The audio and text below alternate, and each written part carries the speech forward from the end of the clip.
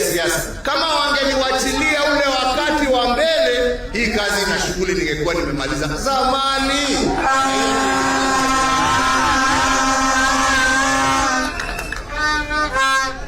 Lakini nimeamua tutaendelea mpaka tutimize hiyo shughuli. Kulingana na mapenzi ya wanachama wetu na kulingana na sheria na mwongozo wa katiba yetu, tukiwa tumefuata sheria ambazo zimewekwa katika katiba letu na katika sheria za nchi yetu tukufu ya Kenya.